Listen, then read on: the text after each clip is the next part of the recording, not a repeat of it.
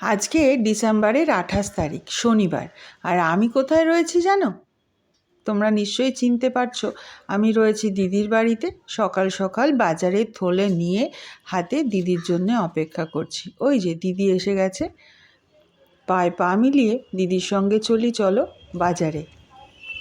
বাজারে যেতে ভীষণ ভালোবাসি, তাই বাজারে যাচ্ছি, সঙ্গে তোমাদেরও একটু বাজারটা ঘুরিয়ে নিয়ে আসি। আর এখানকার রাস্তাঘাটে প্রচণ্ড আওয়াজ, তাও পথে যেতে যেতে তোমাদের সাথে গুড মর্নিংটা সেরে ফেলি। Good morning. আরও একটা দিনের অনেক অনেক শুভেচ্ছা। আর আমার পরিবারে তোমাদের সবাইকে জানাই স্বাগত। আশা করি খুব ভালো আছো, সুস্থ আছো। দিদির বাড়ি থেকে অটোতে একটা স্টপেজ এসে গেছি, দেখো বাজারে। চলো আস্তে আস্তে বাজারটাও দেখি। আর এই বাজারটা আমার ভীষণ পছন্দের বাজার। আমি এর আগে দিদির সাথে অনেকবার এসেছি, আজকে তোমাদেরকেও দেখাই। এটা বেশ বড় একটা বাজার, আর দিদিরা সাপ্তাহিক বাজার করে। আর মানুষের জীবনে যাই ঘটে যাক না কেন, সন্তান হারা মাকেও খেতে হয়, স্বজন হারা মানুষকেও বেঁচে থাকতে গেলে খেতে তো হবেই। আর সেই বাজার করতেই হবে। তাতে আমি আর দিদি এসেছি, বাজারগুলো করে নিয়ে যাই। আপাতত আমি দিদির সঙ্গেই রয়েছি, মাঝে মাঝে গিয়ে বাড়িতে একটু রান্না বান্না করে দিয়ে চলে আসি। আর জানো তো, আজকে যে বাজারের উদ্দেশ্য আরও একটা আছে। কারণ কালকে সকালবেলায়, রবিবার দিন ভোরবেলায় চলে আসছে আমার মা, দাদা, আমার ভাইপো। তো তারা যখন আসছে, সেইটার একটা মানে খুশির আনন্দেই তারা আসতো। টিকিট কাটা হয়ে গেছিল, কিন্তু এখন আশাটা একটু অন্যরকম হলেও মায়ের আশা তো একটা আলাদা রকমের মনে অনুভূতি হচ্ছে, জানো তো। আর আমি যতটা বাজার করতে ভালোবাসি, ততটা আবার আমার দিদি ভালোবাসে না। আমার জামাইবাবু মানে দাদা সোনা যেরকমটা বলে দিত, সেরকমভাবেই আমার দিদি বাজার করে নিয়ে যেত। আর দাদা সোনার দীর্ঘদিনের এখানের সম্পর্ক তৈরি হয়ে গেছে। যেরকম মাছের দোকানে মাছ, এই যে ডিমের দোকানটা দেখতে পাচ্ছ, একেবারে পরিচিত। ডিমের দোকানের থেকে ডিম, ফলের দোকানের থেকে ফল, সবজি, সমস্ত দোকানের একটা লোকের সাথে নির্দিষ্ট সম্পর্ক তৈরি করে রাখে। মানে কেউ কোনোদিনও ঠকাতে পারে না। আর তাদের সাথে এত সুন্দর সম্পর্ক তৈরি হয়ে গেছে যে দিদিকে কিছু টানতেই হয় না। বাজারের একদম দোরগোড়ায় পরিচিত রিকশাওয়ালা দাঁড়িয়ে থাকে, সেখানে এসে তুলে দিয়ে যায় বাজারের ব্যাগটা। আর দেখেছো মাছের দোকানে কত টাটকা টাটকা মাছ। বিশাল বড় বাজার। এইদিকে সমস্ত চাল, ওইদিকে ফল মূল সমস্ত। এখন দিদি ঘুরে ঘুরে একটু যাচ্ছে, আর আমি এইদিকে পিছে পিছে ক্যামেরাবন্দি করছি আজকের বাজারটা।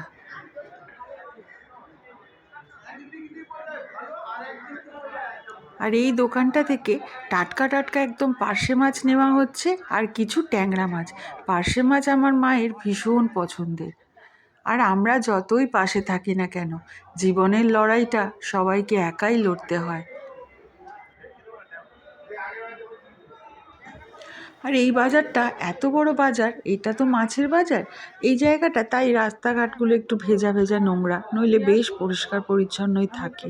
তবে এই বাজারের দাম অনেক ঠিকঠাক আছে আমাদের তুলনায়। আমাদের জায়গার দামগুলো এত বেশি, কত সবজি না। আর শীতকাল আসলেই আমার মনে হয় সব সবজি কিনে নিই, কারণ আমার এই সবজিপাতি দেখলে মনে হয় সব কিনি আর রান্না করি। আমি যাচ্ছি একটু ম্যাগি কিনে নিতে, কারণ গিয়ে ব্রেকফাস্টে একটু ম্যাগি বানিয়ে আজকে আবার আমি বাড়ি ফিরবো। আমি এই ব্যস্ত দোকানের ভাইটাকে ম্যাগি চাইলাম, কিন্তু দেখলাম তাকানোরও সময় নেই। বেশ অনেকক্ষণ দাঁড়িয়ে থাকার পরে আমি একটা ম্যাগি 6 প্যাকস পেলাম।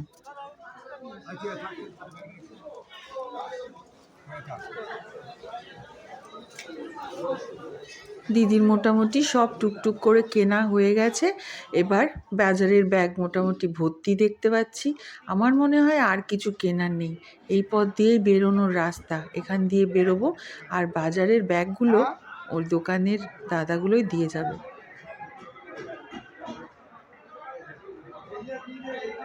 ও, আমি তো ভুলেই গেছিলাম, দিদি এখানে মাছ কাটতে দিয়ে গেছিল। এবার মাছটা তুলবো, ব্যাস, তারপরেই বাড়ি।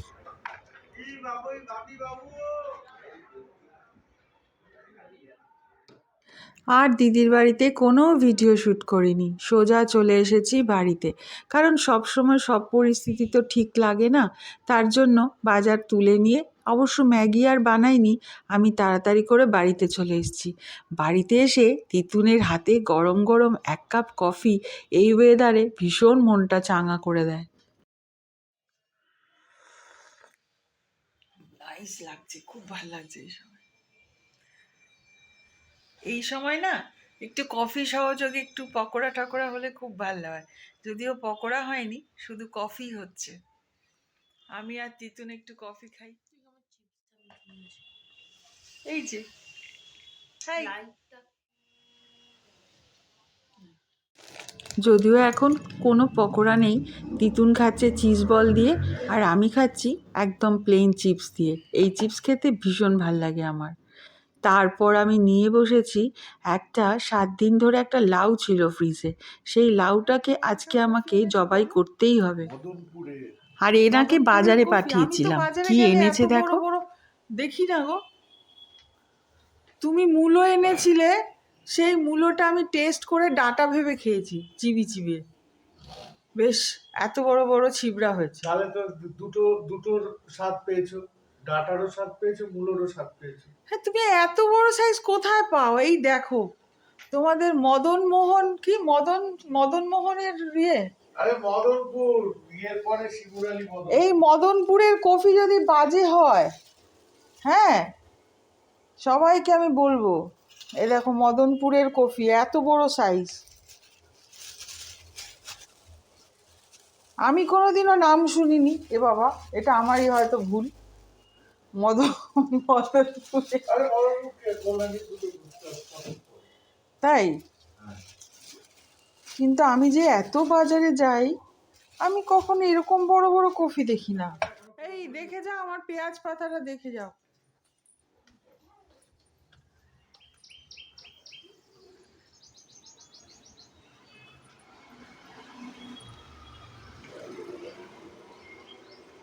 কি মিষ্টি লাগে এরকম ভাবে, দেখো দেখে যাও। আর এই যে ধনে পাতার গোড়াগুলোকে এই জলে রেখে দিয়েছি, আস্তে আস্তে পাতা গজাচ্ছে। এ দেখো ধনে পাতার গোড়াগুলোকে জলে রেখে দিয়েছি, রোজ দিন এই জলটা পাল্টে দিই শুধু। দেখো পাতা গজাচ্ছে, আবার ধনে পাতা হবে। আর কতগুলো পেঁয়াজ পাতা হয়েছে, ঠিক আছে। একটা মাছের মাথা আনতে বলেছিলাম, বেশ বড় সাইজের একটা মাছের মাথা নিয়ে এসেছে। এই মাছের মাথাটাকে এবার মালিশ করে নিই নুন আর হলুদ দিয়ে, তারপরে সেটা লাউতে চালান করে দিই। লাউ চিংড়ি খেতে তো বেশ লাগে, তবে মাছের মাথা দিয়ে লাউ কিন্তু আমার ভীষণ প্রিয়, বেশ ভাল লাগে। মাছের মাথা খেতে তো ভালোই বাসি। এই যে লাউটাকে কুচিয়ে নিয়েছি, এইদিকে ফোড়নের জন্য কাঁচা লঙ্কা, শুকনো লঙ্কা, তেজপাতা, জিরে, আর ওইদিকে আদা, কাঁচা লঙ্কা বাটা, একটু টমেটো আর হলুদ গুঁড়ো, ধনে গুঁড়ো, জিরে গুঁড়ো। এবার লাল লাল করে মাছের মাথাটাকে ভেজে নিই। তবে মাছের মাথা দিয়ে লাউ করলে মাছের মাথাটা কিন্তু খুব লাল লাল করে কড়া কড়া করে ভাজতে হয়। অনেকে দেখি কাঁচা কাঁচা করে ভাজে না, তখন ভীষণ আষ্টে গন্ধ বেরোয়। আর অনেকে পেঁয়াজও দেয়, তবে পেঁয়াজ ছাড়া করে দেখো ভীষণ টেস্ট হয়, ভীষণ ভাল লাগে। তবে প্রত্যেকটা মানুষের রান্নার ধাঁচ আলাদা। কেউ রান্নায় রসুন ভালোবাসে, কেউ রান্নায় আদা ভালোবাসে। তো এরকম এক একজনের হাতে এক একজনের রান্নার টেস্ট। আমি যেমন ফোড়নে সব সময় কাঁচা লঙ্কা দিতে ভালোবাসি, ভীষণ ভাল লাগে কাঁচা লঙ্কা ভাজার আমার গন্ধটা। তবে হ্যাঁ, ডিমের ঝোল বানালে একটু আদাটা বেশি লাগে, রসুনটা আমি কমই দিই। এই রকম কিছু কিছু রান্নার কিছু কিছু ট্রিক্স তো আছে। আমি একটু আদা, কাঁচা লঙ্কা বাটা দিয়ে দিলাম আর টমেটো দিয়ে দিলাম। আর ওইদিকে ফোড়ন তো দেখতেই পেলে, জিরে, তেজপাতা, শুকনো লঙ্কা, কাঁচা লঙ্কা দিয়ে দিয়েছি। আর এইদিকে মশলাটা দিলাম একটু জিরে গুঁড়ো, ধনে গুঁড়ো আর একটু শুকনো লঙ্কা গুঁড়ো, কিন্তু এটা ঝাল নেই, এটা জাস্ট একটু রঙের জন্যই আমি দিলাম। মশলাটার গা থেকে একটু তেল ছেড়ে এসেছে, এইবার আমি দিয়ে দিলাম এর মধ্যে ভেজে রাখা মাছের মাথাটা। এবার দিয়ে একটু নাড়াচাড়া করে দিই, তারপরে দিয়ে দেবো কুচিয়ে রাখা লাউগুলোকে। এই 1-2 মিনিট নাড়াচাড়া করলেই বেশ কষানো হয়ে যাবে।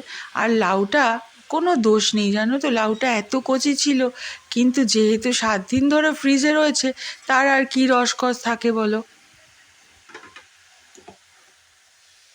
ব্যাস এইবার এটাকে ভালো করে নাড়াচাড়া করে দিই।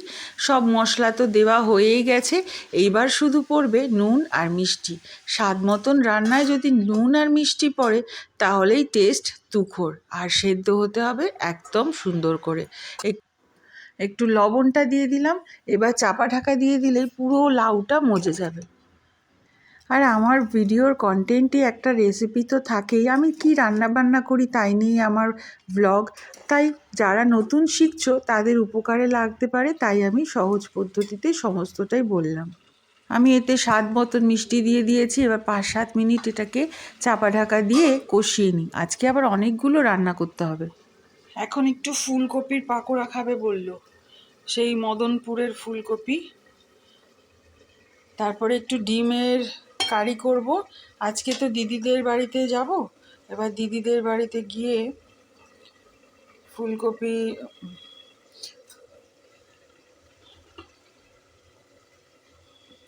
নতুন আলু দিয়ে ডিম কষা করে নিয়ে যাব, যাতে রাত্রে রুটির সাথে খাওয়া হয়ে যায়। তারপরে আবার ভালোবেসে মাছের তেল নিয়ে এসছে, মাছের তেল করব। আর একটু করব ভেটকি মাছ, কারণ কালকে আমি নাও আসতে পারি। ওরা কি খাবে?